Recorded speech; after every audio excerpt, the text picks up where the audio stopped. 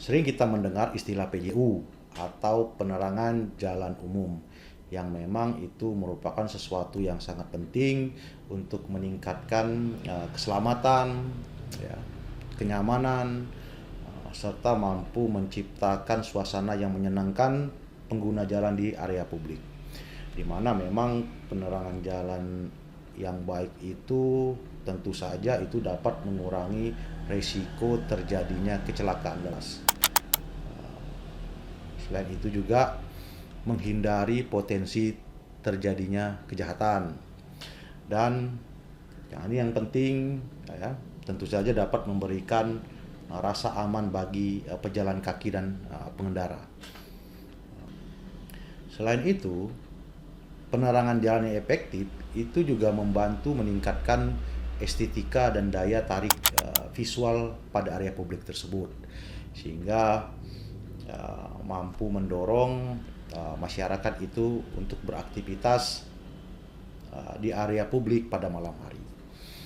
Nah, di sini ada beberapa jenis lampu yang biasa digunakan untuk penerangan jalan umum. Ya, yang pertama itu adalah lampu LED, yang mana lampu LED ini dia memiliki efisiensi yang sangat tinggi, masa pakai yang cukup lama, dan mampu memberikan cahaya terang secara merata.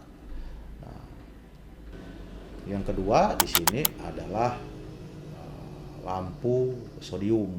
Jadi lampu sodium bertekanan tinggi, ya, yang memang banyak digunakan karena memberikan efek cahaya kuning yang efektif untuk penerangan jalan. Meskipun memang kurang efisiensi dibandingkan dengan LED. Ya.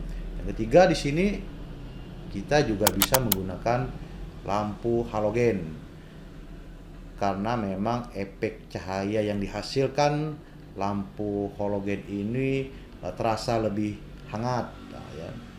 Nah, cuman kekurangannya dia konsumsi energinya lebih tinggi, ya.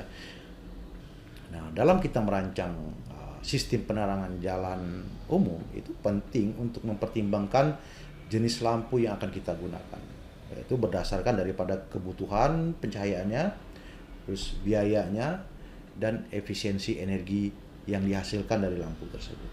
Jadi, nah, di sini ada beberapa hal yang perlu diketahui ketika kita ingin memasang sebuah lampu penerangan jalan umum. Yang pertama, kita bisa mengidentifikasi bahwa lampu itu akan kita gunakan di mana. Apakah lampu itu kita gunakan di trotoar, atau kita menggunakan jalan umum, atau kita bisa menggunakannya di jalan-jalan desa, ya, di gang, atau juga bisa digunakan di area parkir. Nah, kita artinya kita bisa mengidentifikasi dulu penggunaan dari lampu jalan yang akan kita pasang tersebut. Yang kedua di sini pastikan ketika kita ingin melakukan pemasangan PJ itu artinya penerangan itu mampu menerangi semua titik-titik gelap pada area tersebut, sehingga dapat meningkatkan keamanan, ya. Yang berikutnya itu pertimbangkan juga jarak antar lampu dan tiang, ya. Artinya bahwa penempatan lampu yang tepat itu dapat menghasilkan pencahayaan yang merata. Ya, selain itu juga kita dapat mengatur jarak antar tiang tersebut, ya.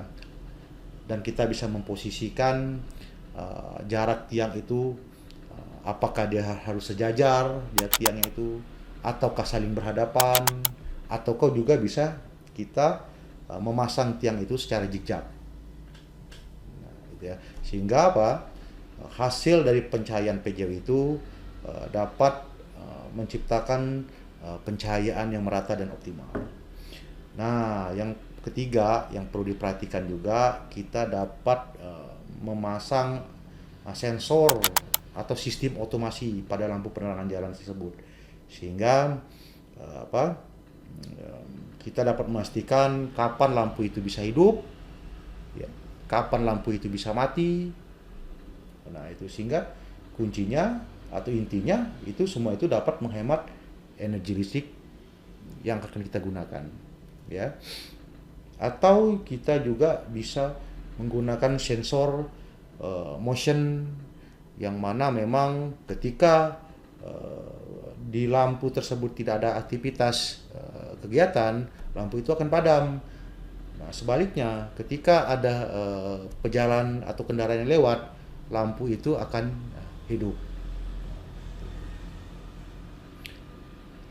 Jadi dengan pemasangan penerangan jalan yang umum yang baik, yang tepat, nah itu kita dapat menciptakan lingkungan yang aman, nyaman untuk semua pengguna, baik itu pengguna jalan kaki maupun pengendara motor.